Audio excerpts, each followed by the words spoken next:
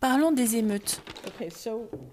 Ok, lorsque les émeutes ont commencé et que les dirigeants ont décidé que vous ne pouviez pas aller à l'église à cause du danger du virus magique, mais que vous pouviez aller aux émeutes et protester, mon équipe et moi avons commencé à nous pencher sur les émeutes.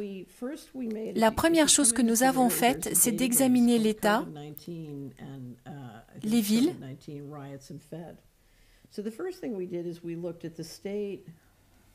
si le gouverneur était démocrate ou républicain,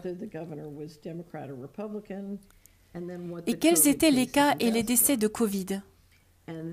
Ensuite, nous avons dit que nous allions cocher une case appelée émeute pour savoir où les émeutes ont eu lieu. Donc nous avons commencé à examiner les schémas des émeutes par rapport au contrôle de la machine politique et à l'opération du virus magique Covid. Il y avait quelque chose qui n'allait pas quand je regardais les données. Et je pouvais sentir, parce que, vous savez, je suis une personne très intuitive. Je disais qu'il y a quelque chose ici. J'ai donc dit au merveilleux coéquipier qui construisait ce système, je lui ai dit de me faire une faveur.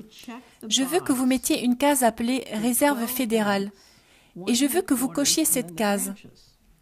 Il y a 12 banques, un siège social et ensuite les succursales pour un total de 37 emplacements.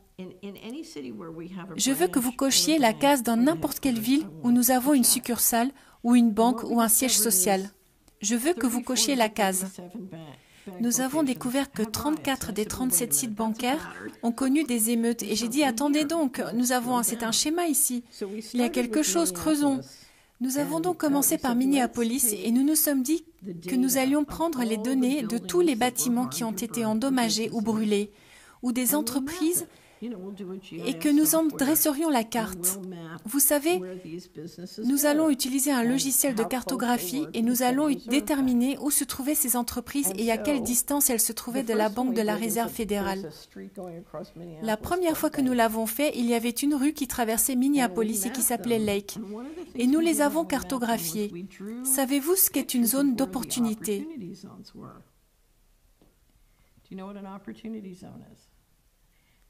Une zone d'opportunité est un mécanisme d'abri fiscal créé en 2018 pour aider les milliardaires de la technologie qui vendent leurs actions à éviter les plus-values.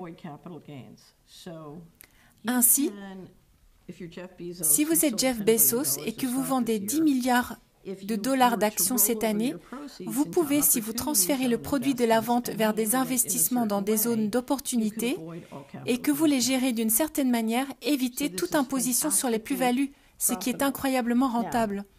Maintenant, si vous regardez les émeutes, quand j'ai vu pour la première fois que tous les bâtiments et les entreprises détruites le long de Lake Street étaient au fond de l'opportunité, j'ai commencé à rire et j'ai dit « Vous savez, j'étais secrétaire adjoint au logement. Ce n'est pas un modèle d'émeute, c'est un plan d'acquisition de biens immobiliers. » Qu'est-ce que vous voulez dire par là?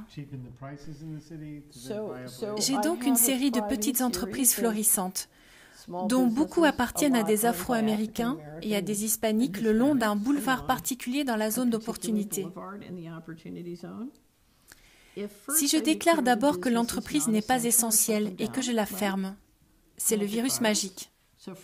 Alors je la déclare d'abord non essentielle et maintenant elle a des vrais problèmes parce qu'elle ne peut pas faire son travail. Et ensuite il y a des émeutes, des incendies, des dégâts. Si j'avais été vraiment intelligent, j'aurais retiré leur assurance juste avant de le faire. Maintenant que leur entreprise est fermée, ils sont accrochés à leurs dettes, que ce soit leur hypothèque ou leur crédit. Mais pire encore, leur bâtiment a été endommagé. Et bien sûr, l'assurance ne couvre pas toutes les réparations. Il va donc être beaucoup plus facile et moins cher pour moi d'acheter tous ces bâtiments, n'est-ce pas? Et voilà. Nous avons donc cartographié Minneapolis, puis Kenosha, puis Portland. Et maintenant, nous faisons un projet dans l'Ohio. Et les modèles que nous voyons, si vous regardez les groupes où se trouvent les dégâts, je parle en tant que secrétaire adjoint au logement. Ce sont, à mon avis, des plans d'acquisition de biens immobiliers que vous connaissez parfaitement, surtout quand ils viennent s'ajouter à la déclaration de non-nécessité de toutes ces petites entreprises et à leur fermeture. Nous les limitons. Je suis sûre que vous avez beaucoup de restaurateurs là-dedans. Par exemple, si vous regardez San Francisco, 49% des entreprises de San Francisco devraient fermer d'ici la fin de l'année. Savez-vous combien de biens immobiliers vous allez pouvoir acquérir à bas prix? Ce sera phénoménal.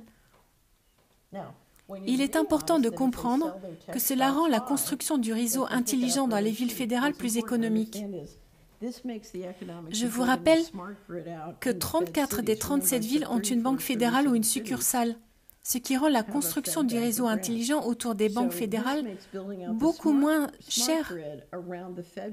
Ce que je suppose que vous voulez faire quand vous voulez sortir un système de cryptage.